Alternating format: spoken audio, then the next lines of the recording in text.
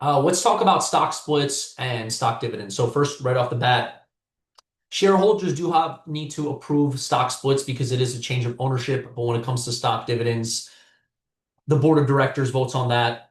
Shareholders do not, sort of like a cash dividend. But for both of them, there's similar is that there's no real exchange of value, right? So a lot of times you might get a stock dividend if, as a consolation prize if the company can't actually pay cash. So it's not always not really necessarily a positive thing. It can be, depends on how you really look at it. But when it comes to a stock split, all you're doing is basically exchanging dollars for quarters, right? So dollars for quarters. The reason why it happens is if the stock gets too expensive, now less people can buy it. Just a proportional factor. You don't want it to be too cheap, below $3, but you might want it to be in that like maybe like as little as five, but I'd say maybe like the 10 to 50 range, probably a sweet spot, maybe no more than 100. Because once you start getting higher and higher, people can't buy as many shares of yours. So if they're only putting in $100 a month now, if your share cost is $200, they need to wait 2 months to buy your share. So they're likely not going to buy it. Also, let's say if someone's putting in, let's say,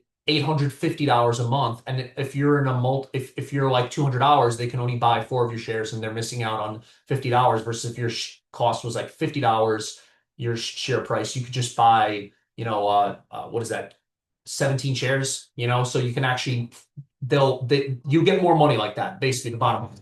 So going back to a forward stock split, that's like a regular stock split. If it's a two for one, all you do is if, the share cost is going to be, let's say you have it's $50 a share, 100 shares. A regular is two for one stock split. You multiply the two by the number of the shares. So now you have 200 shares. And then you take the inverse, which would be one half, multiply it by the stock price. So now it's instead of 100 shares at $50, you have 25 shares at $200, right? And then if it's a funky fraction, like a three for two, what you do is you multiply the shares by three for two, which would be 100 times three is 300 divided by two is 150. So now I have 150 shares. And then you take 50 and multiply it by 2/3. So that's going to be, 33 and a third or whatever that's going to be, right? So that's forward stock splits. Now, a reverse stock split, that's when you're basically combining quarters and forming dollars. So let's say usually that happens if the stock, let's say, drops below like $3 in value. People just start thinking it's a piece of crap, start thinking it's like a penny stock, although penny stock's not going to be on the exchange. So it's let's say it was like you had a thousand shares at $3, and all of a sudden, there's a two for three split. So what happens now is you take 100 by 2/3. So you're going to actually have like 66.67 shares. What happens with the fractional shares usually get cashed out by the company, so it could be a taxable event. But don't worry about that. Then you take the stock price, you do three times three halves. So you invert the 2/3, make it three halves. Three times three is nine, divided by two is four and a half. So now you have four and a half shares, 66 shares at $4.50, right?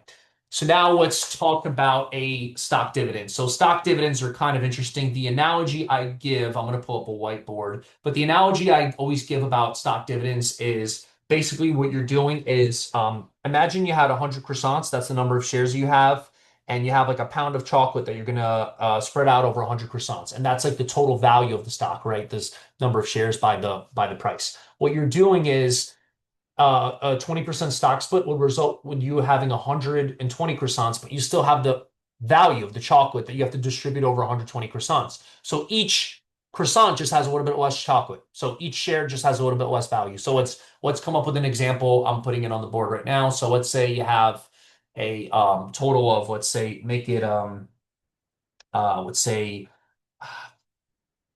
$50 a share, and then there's 100 shares, right?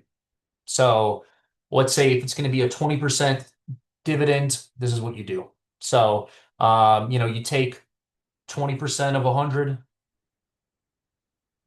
it's going to be 20 shares, right? And then what you're going to do is you're going to add the 20 plus 100, it's going to be equal to 120.